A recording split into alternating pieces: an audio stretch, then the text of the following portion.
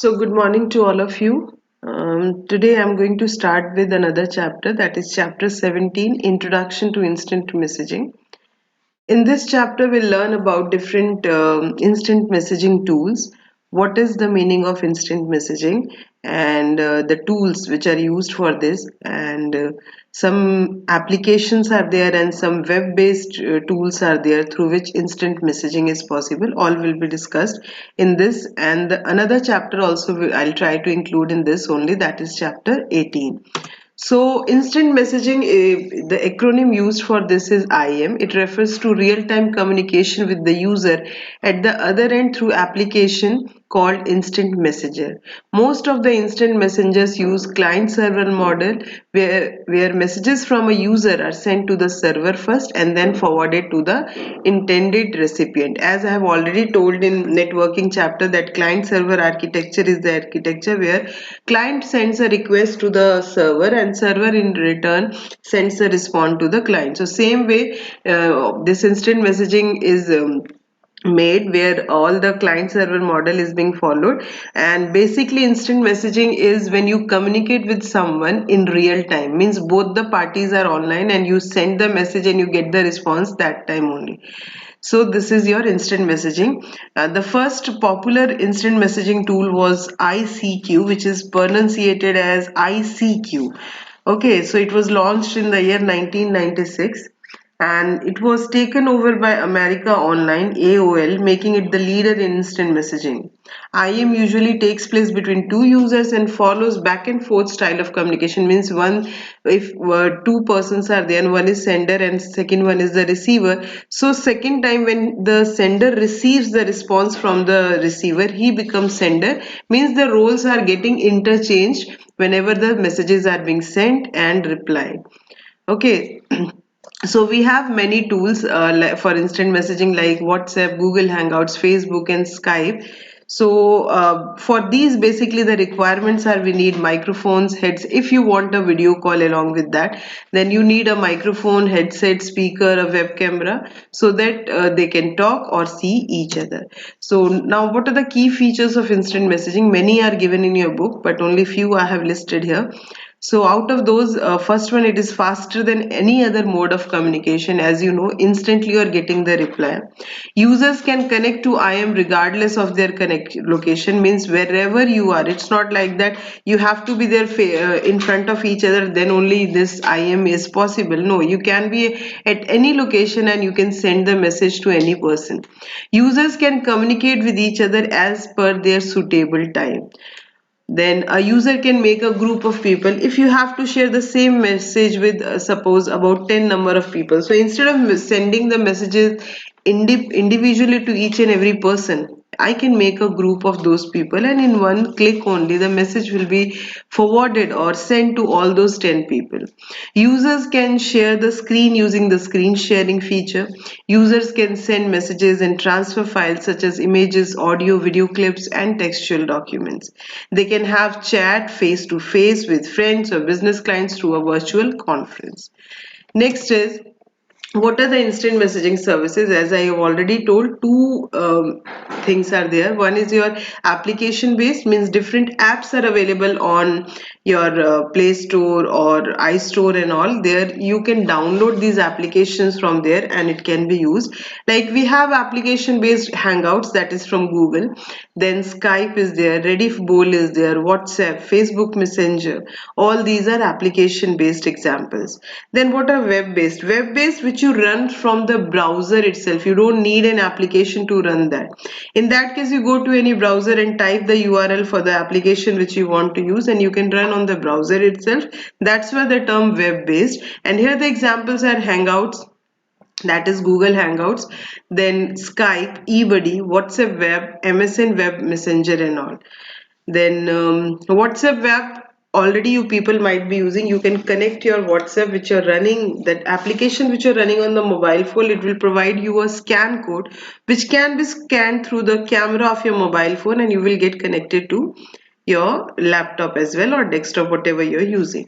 Next, what is an instant messaging account? For using the service of instant message, suppose me and my friend both are on Rediffable and we both are having accounts. So we will be using that account to log into that, and then only we can send the messages to each other. Then, to use an instant messenger service, a user must have an account with the IM application, as I gave the example of Rediffable, and needs to be signed in the same application to communicate with the others who are already logged in. I'm on WhatsApp and my friend is on Google Hangouts. That time communication won't be possible because we both need to be on the same application, then only communication is possible. Every IM application has a different interface and format. For example, the interface or format of WhatsApp is different from Google Hangouts or Facebook Messenger.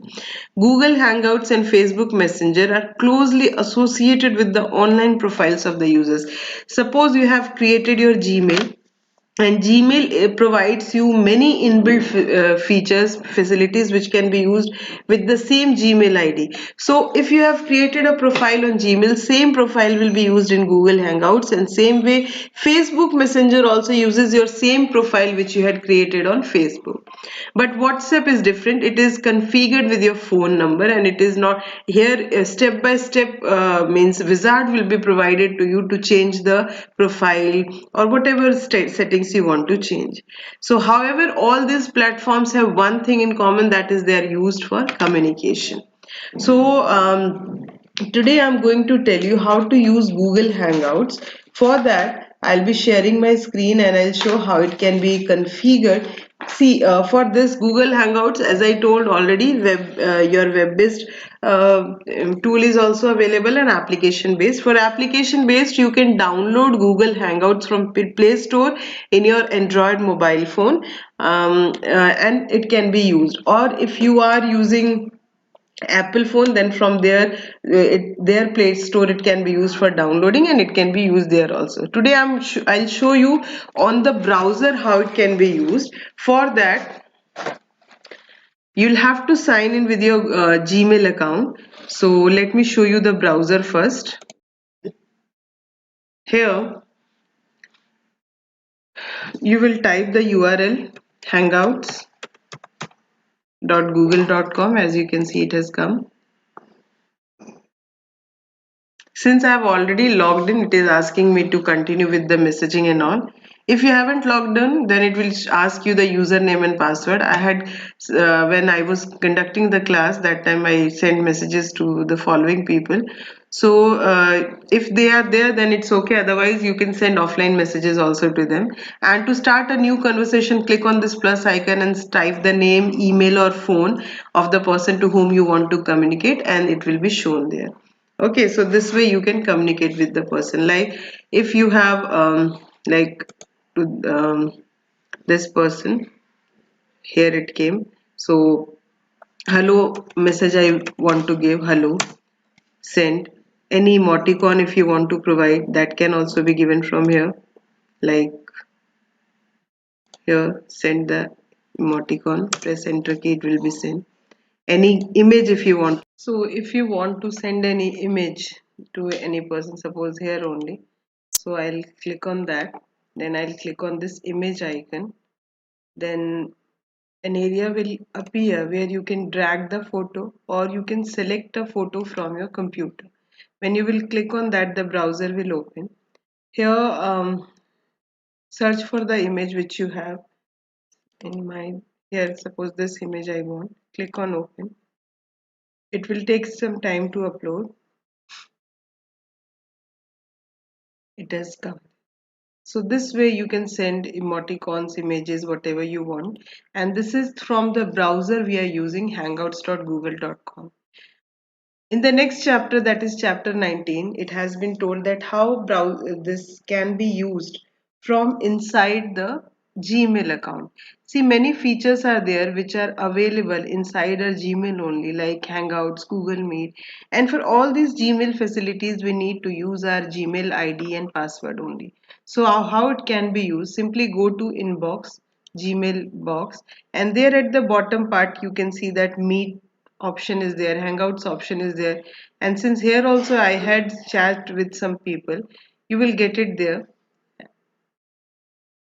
And then you click on the person's name or you add someone else. If you want to add someone, there only you will get the option of adding someone plus icon. You click on that and you can start a new conversation. If the previous one you want, which we used, this one, and here again the same type of dialog box will appear. You can use it, you can send whatever emojis you want, any picture you want, the way we did earlier. So all those things are possible here, and this is hangouts.com. Google WhatsApp, you all know, means WhatsApp web, how it has to be conducted, that also you know. On the browser you have to type WhatsApp web or web.whatsapp.com. You will open that and you will see, since it is already connected, it will open. Otherwise, in your case, it will open a security code and from there it will get open and you can chat in that way. So I hope both the chapters, chapter 18 and chapter 19, covered here. With this video, I'll be sending you the exercise part of these two chapters. Thank you and have a nice day.